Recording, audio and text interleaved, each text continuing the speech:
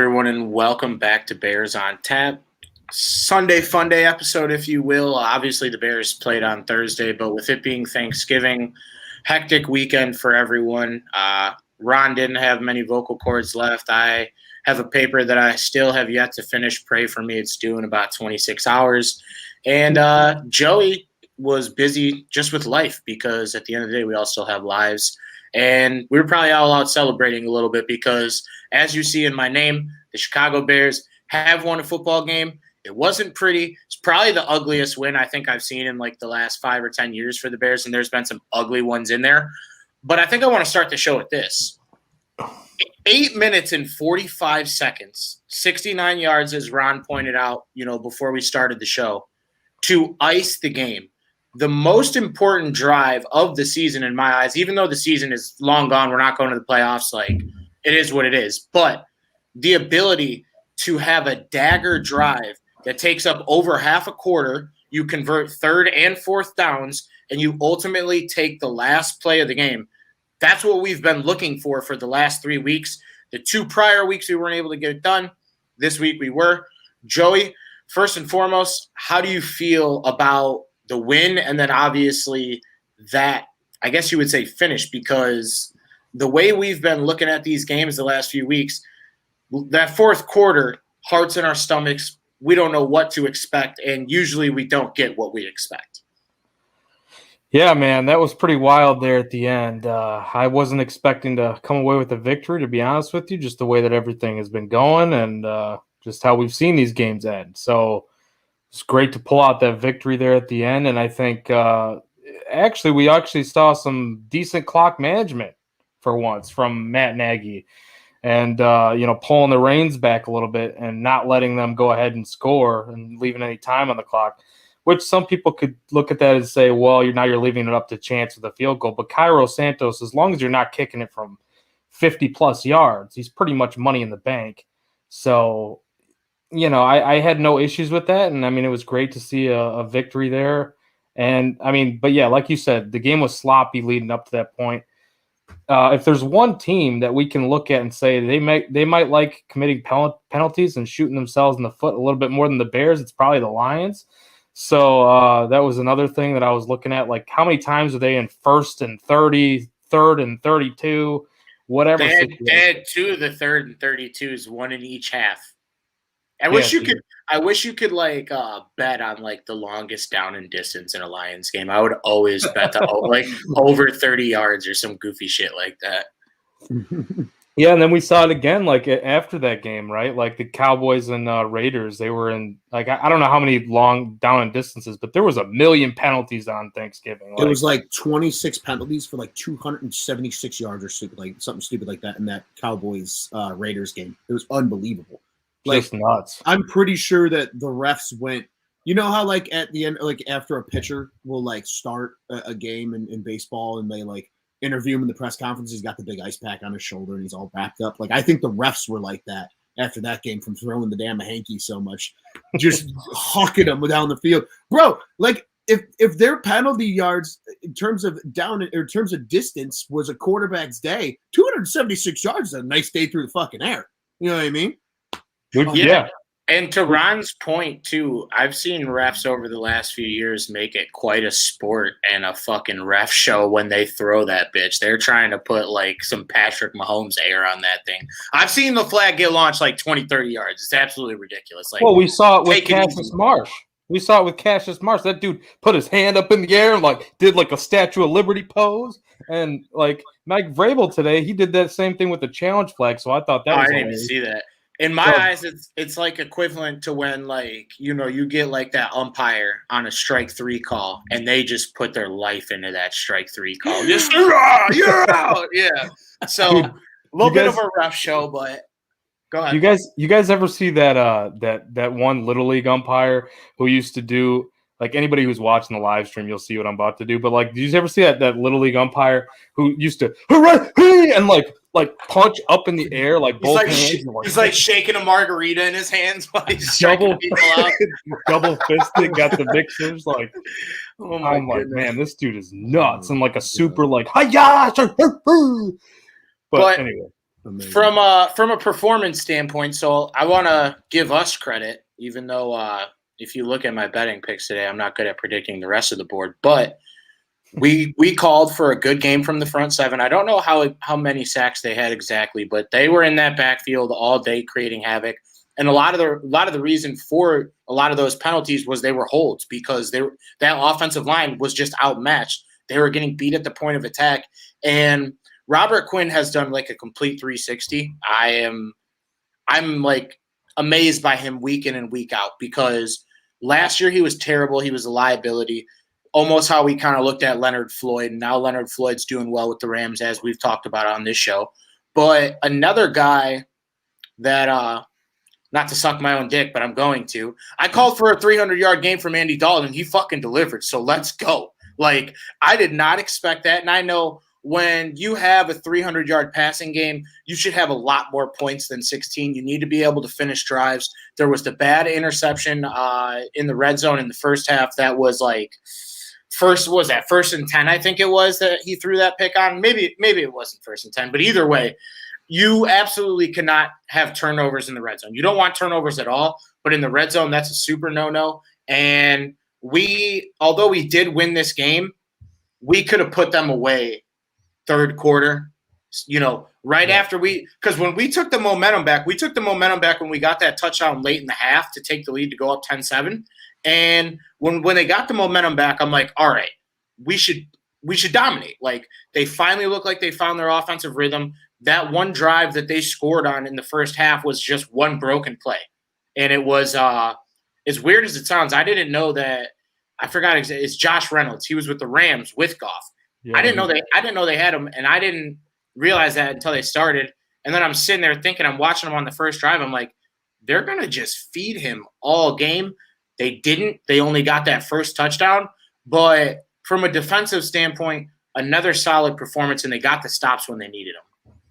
Yeah, absolutely. And I think what was so impressive. Sorry about the voice. You guys can still hear my lack of a voice, but what I think was so impressive about the defense too was no Roquan Smith for a good majority of the game. He was out with a hamstring injury, sat out the rest of the game. Obviously, the freaking laundry list that's literally probably longer than a football field itself of Bears injuries on defense.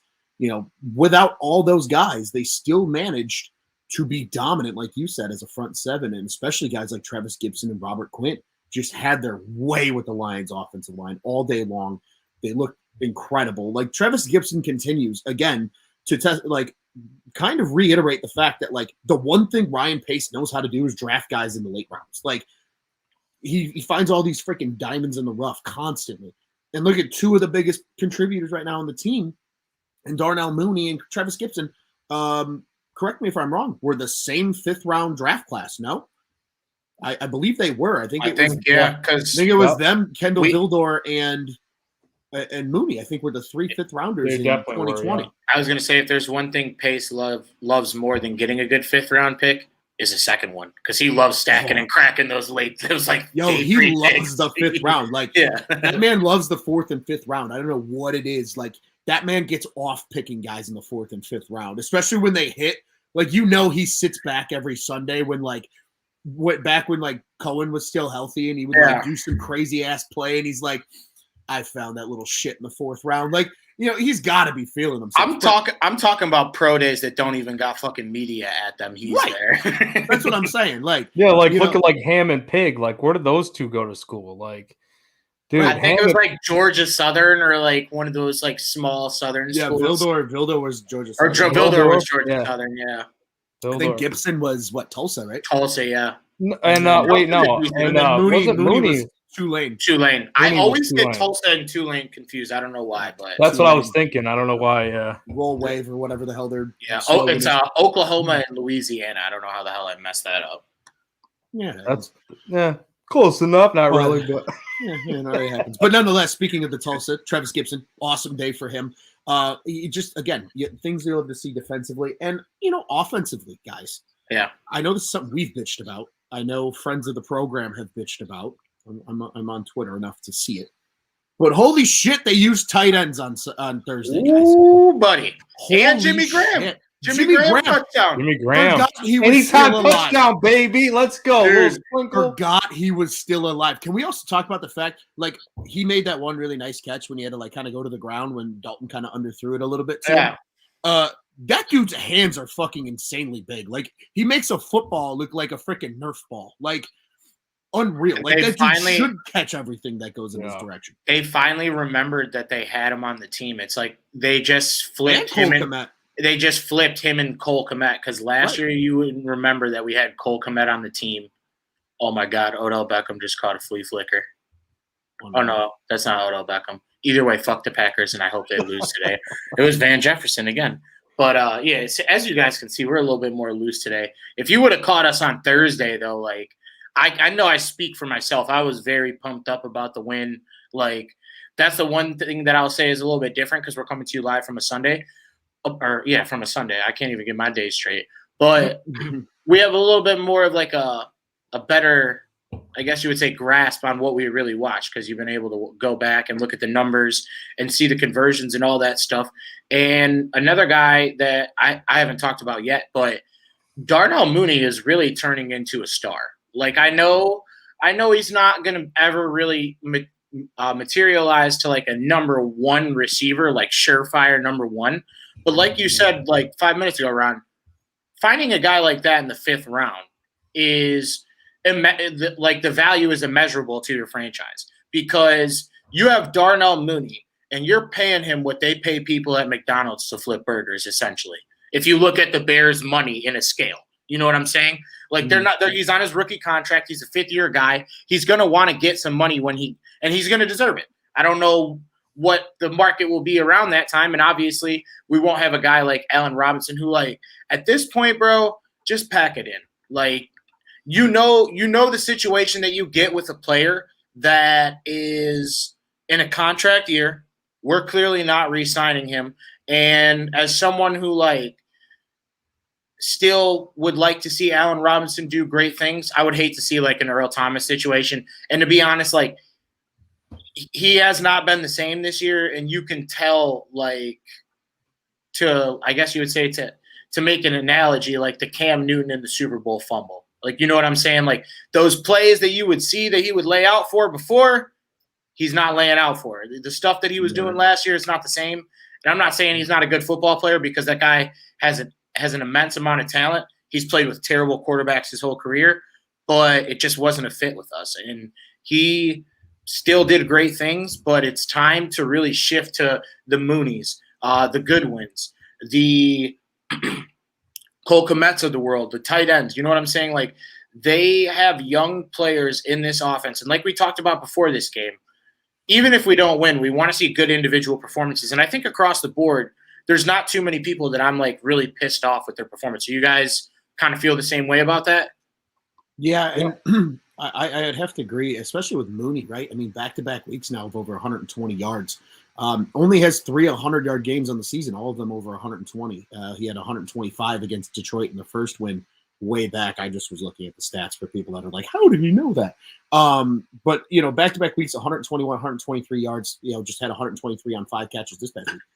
But, like, I agree in terms of, I don't think there's really anybody I was upset about. Obviously, I think the offensive line played really well. I think that's worth mentioning. Dalton had a lot of clean pockets. Now, granted, obviously, Detroit's pass rush isn't, you know, the LA Rams by any means, but, you know, but it's still, they're still NFL talent, you know what I mean? So it was good seeing them step up and give Dalton the protection he needed to sling the ball around the yard. I think he had over 300 yards too now. Yeah, Dalton, I think he had like 305 or like 310, but like, aside from the picks, like, he looked good back there, I will say. And I don't want to start that whole narrative that you guys see on Bears Twitter. Like, they said after the game that Fields is our quarterback when healthy, but it goes back to our point. We're not really playing for much, and if Fields has some ribs that are banged up, that's something you don't want to fuck around with. But go ahead, Joey. No, I was just going to say, like, early on in that game, I think it was early on, it looked like he had that one drop, but it was like, I mean, the defender was there. It was a pretty solid play by the cornerback, whoever was guarding him. I was talking about Mooney right now. But And I was like, oh, here we go. Like, I was just thinking to myself, like, here we go. I hope he's not struggling from drops again in this game. And then after that, it was like, no, he's perfectly fine. And then he still went, like Ron said, over like 120 or whatever it was. So I thought that was great to see. And I mean, yeah, he talked about Komet getting involved more, the tight ends, just period, with Jimmy Graham. And I mean, me and Quentin talked about this on the Bets show, the Untapped Bets show, that if Nagy's going to go down and all this stuff, I mean, because he quite possibly might have really thought that if he loses this game, it could be his last game, whether the report was true or not, and we'll get to that later. But he might have still had it in his mind, like, hey, this could be my last game. He might be going down on his sword here with just wanting to throw the ball a ton. And like Quentin kind of mentioned that. And I was like, well, he better not do that. He better just run the ball because this defense is so bad against the run. Why would you not just run the ball? And he kind of got away from running the ball. It was kind of exactly how Quentin said it potentially could be. I mean, we threw the ball, like 39, 40 times, Andy Dalton. Yeah, that's never a recipe to winning in the NFL. You got to have a balanced attack. And I don't think, like, we can't be critical really of Monty or Herbert because, like you said, like they got away from running the ball. And obviously without Justin Fields in the lineup, I know Dalton he boogied a couple times. He got up out of there and got some yardage, and I'm sure like his knee was buckling with every step that he took, his old ass, but he still was able to make it work. But without Fields in there, you lose that dynamic of being able to run those RPOs and being able to have that extra blocker if you're running with the QB, which is a super valuable thing in the NFL, especially in those short yardage situations. But yeah, I think it was a positive week. Like, a win is a win. Anytime that your team is able to find a way to win a football game, considering like all the shit that was going on, like our coach is getting fired, they were in the news from Monday to Thursday, and then that's all they were talking about on the broadcast. Like, I don't know. And honestly, like my mom brought it to my attention. But why does Troy Aikman always look so fried in the booth, bro? Because he is. Dude, he looks like dude's fried as fuck. He's more fried than the turkeys that came out. Bro, he looks like he just left Snoop Dogg's dressing room before like one of his concerts and just like hops on the broadcast. Like, oh my goodness. But yeah, I don't have any real complaints about the game. Maybe just make it a little bit prettier next time. Like, I'd like to win a football game where I'm not having heart palpitations for 3 hours on a Thanksgiving, but a win is a win. For my offensive player of the game, I'm rocking with the Red Rifle, the Red Rider BB gun, the Red Rocket, Andy Dalton, over 300 passing yards, found a way to win a football game. And I did hear during the broadcast they mentioned my like main point about why I thought Andy was going to have a good game. That was his tryout for next year. So maybe he'll be on the Jaguars, maybe he'll be on the Texans. One of those shitbag teams that doesn't have a really good quarterback right now. I shouldn't say the Jaguars because he's clearly not going there over Lawrence, but he could be a backup, kind of like a Nick Foles situation.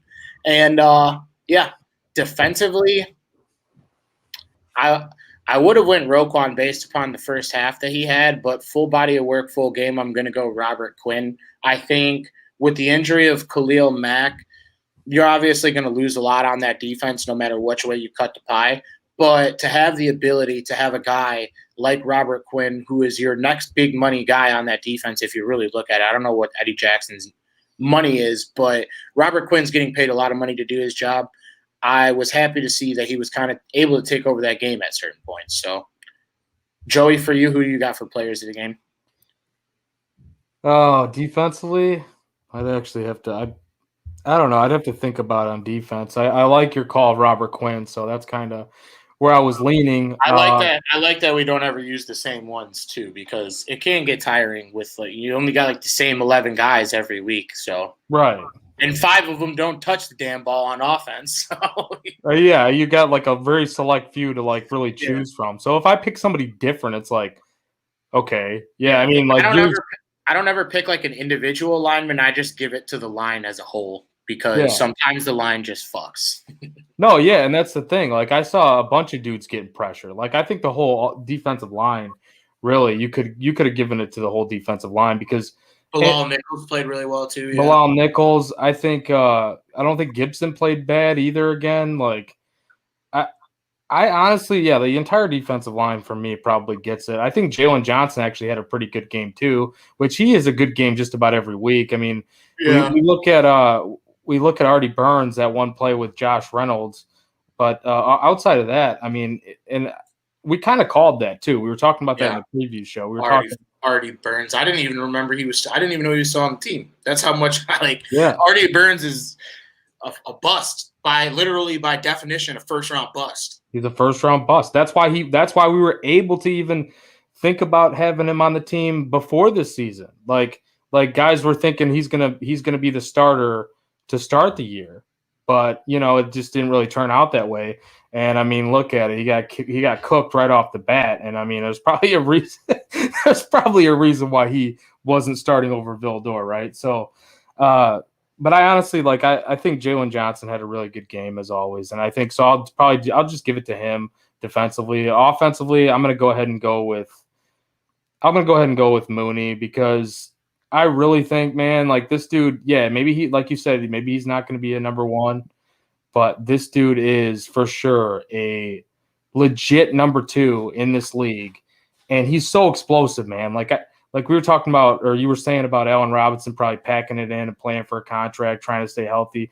Dude, I was looking at his separation numbers with Allen Robinson, and that doesn't mean everything. But I was just looking it up when I was doing some DFS research this morning.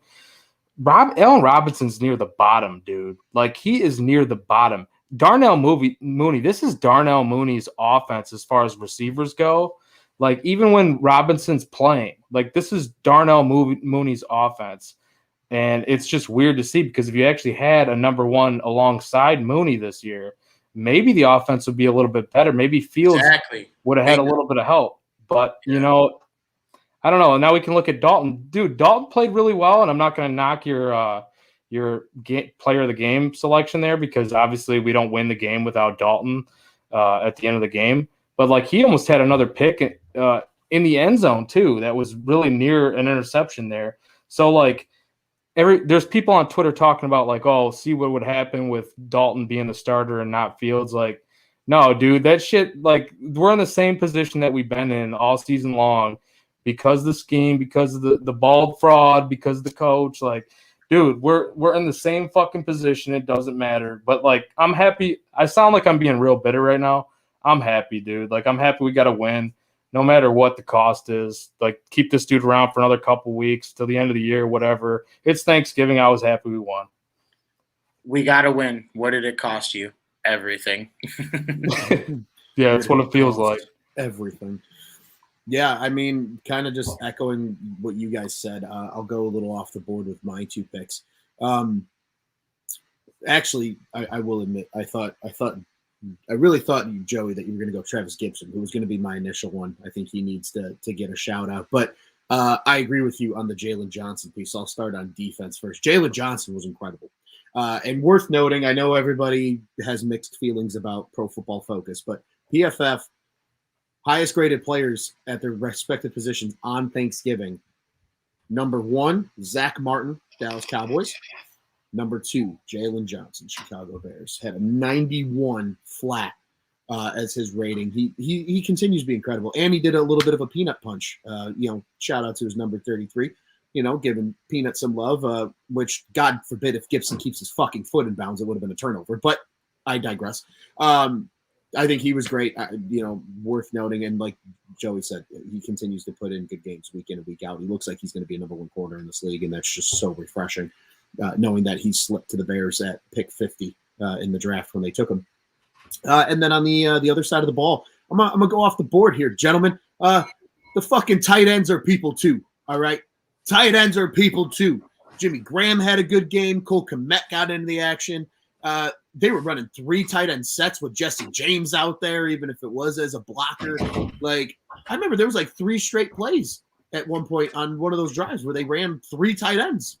Like, it was just 3 tight end set, 3 tight end set, 3 tight end set. You love to see it. So I got to give the tight ends credit. And gentlemen, I know it's not hard because it's the Lions, but like, was that legitimately Matt Nagy's best coached game in like the last 3 years?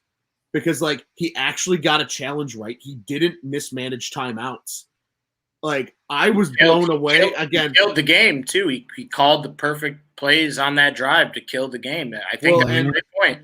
Supposedly he gave Lazar credit. So apparently Lazar is still in fact calling plays. I know Nagy definitely has his little, little tinkle and trinkle on the and sprinkle on the play calls. But like overall, I like honest question for you two. And it can be a simple one-word answer, but like did all the shit this week like maybe wake Matt Nagy up a little bit to like get his shit together? Or like you're for sure gone? Like at least now he can at least audition for another role, even if it isn't in Chicago. Hey, I'm still a decent coach. Like, make me your quarterbacks coach, or maybe give me a shot as an OC somewhere. XFL. He has XFL written all over him. There you go. Maybe it's that too. But again, just like that game to me at least sets him up like he's going to get another job at some point again in the NFL because of like he showed, okay, I'm not totally clueless. I just choose when not to be clueless. And again, it was Detroit, but so I wanted to make note of that too, because I think that was something worth mentioning. So yeah, good games, man. Jalen Johnson and the fucking tight ends. I'd love to fucking see it. Yeah, and I think if you look at both of them combined, they definitely combined for over 100 yards because I know Komet had like 60 or maybe 70 yards, and Jimmy Graham, I know Joey brought it up on the pregame. His over-under was like 5.5 yards. I think he got it in the first quarter. So just ridiculous. Vegas is just sometimes – I'm not going to say, yeah. Just go ahead and just look at your Jimmy Graham markets before every game. But something that Joey kind of talked about a little bit earlier, and it goes to just the shitstorm that last week is apparently the story that took Chicago by storm, had everyone thinking that Matt Nagy was actually going to get fired, turned out not to be true. So weekly reminder, like, make sure, when you smash a retweet on something on Twitter, you don't contribute to the BS that we just had to go through last week, because there are legitimate Bears fans that are crushed by this news, that this isn't an actual true statement that Matt Nagy is going to get fired. And it leaves you there with an egg on your face, looking like an idiot. And that guy has no journalistic integrity. I don't even know what his name is. All I know is he worked for the Patch. So with that being said, it's just like, be careful where you get your information from. We're never going to try to just pump something out just for the sake of getting it out. You know what I'm saying? So, and a lot of times we're going to sit here and talk about it for like 10 or 15 minutes until one of us realizes like maybe we should start a timer and switch topics. But with that being said, do you guys have like any wrap-up thoughts about the game and any look-ahead thoughts towards the Arizona Cardinals, who should be a very tough game this week? Yeah, no. I mean, sorry. Just to go back to what you said, exactly 99 yards between Komet and Graham. So that's 100. That's 100 in my book. Yeah, we'll round up on that one. You can round up on that one. So I think that was awesome. And like to kind of go back to what Ron was saying about was that his best coach game? To me, no, just because it wasn't as balanced as I would like it to be. But I do think that like down crunch time, like need to go, this needs to happen now, and you're going to go close out a fucking game.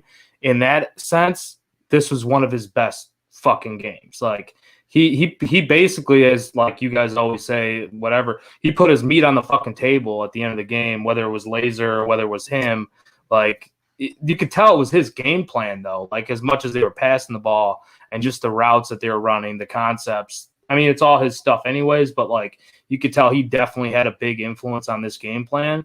And so from that sense, a lot of the stuff was working in the passing game for the most part, even though it was sloppy as it was. And like you're only putting 16 points on the board.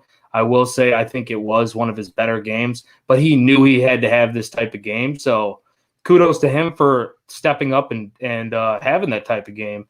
And yeah, man, it's always good to get a W. So I'm happy in that sense. So those are pretty much basically my final thoughts. I do want to see them get more balance, though. That's all I gotta say. I want to see them get more balance.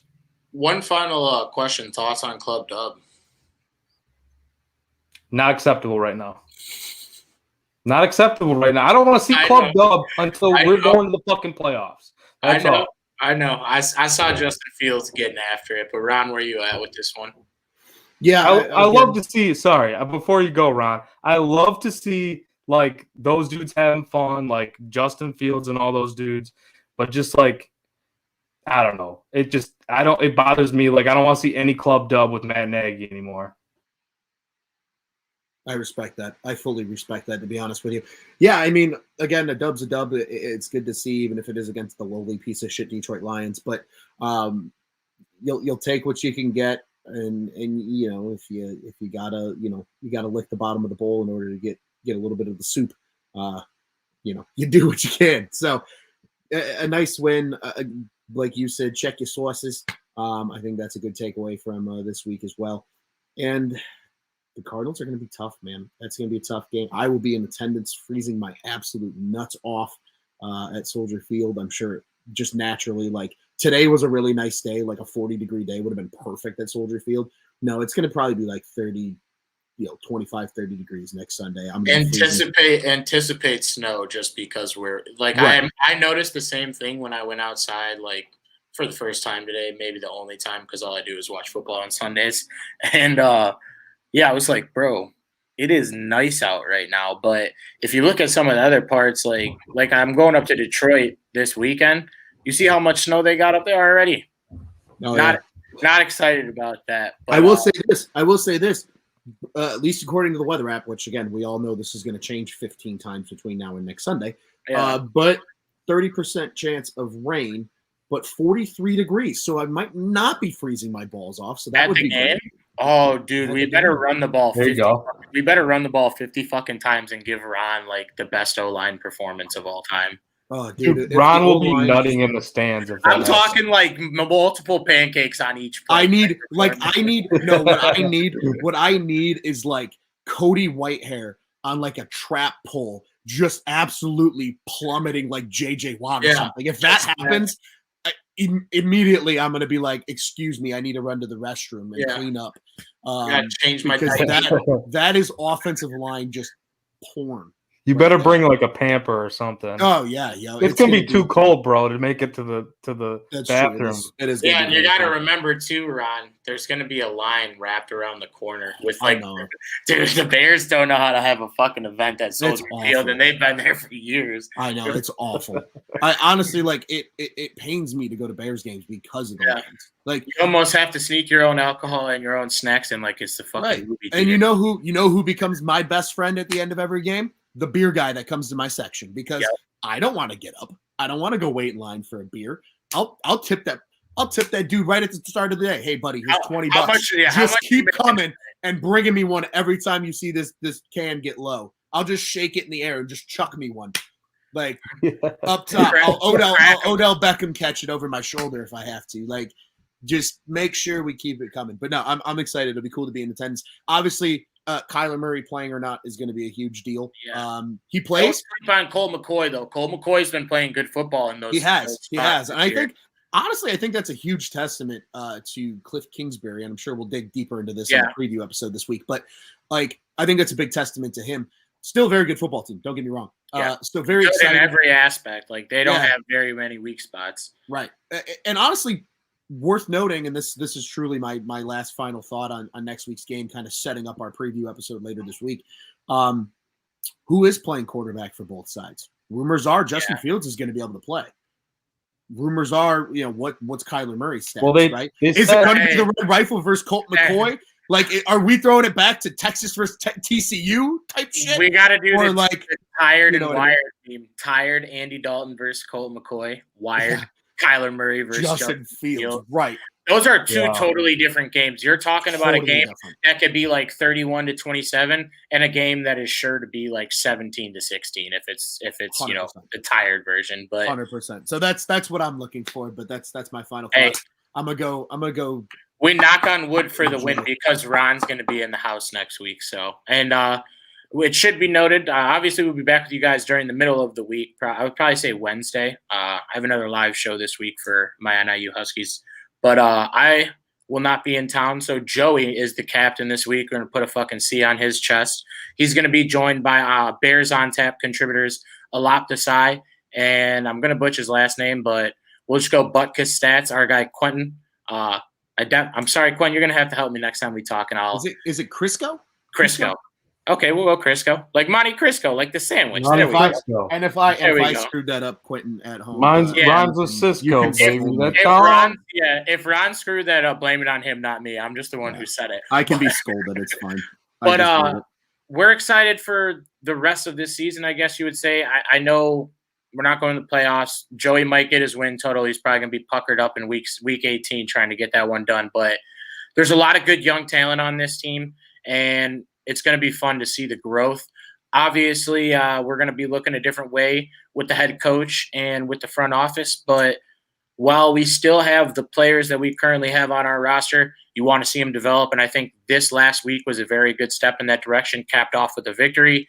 And Matt Nagy was able to enjoy his turkey as much as we did not want him to. But since he was able to enjoy his turkey, we were always able to enjoy our turkey as well, unless you're one of those jagoffs that roots for us to lose. We don't condone that over here. We are Bears on Tap. You can give us a follow at Bears on Tap. You can follow my guy up in the top left corner at Loose on Tap. And then in the top right at The Riot 326. I can be followed at Bdon 300. And like I said, we'll be back with you guys on Wednesday to preview this week's big matchup against the Cardinals. A really quality opponent like we talked about, but we'll get into that this week.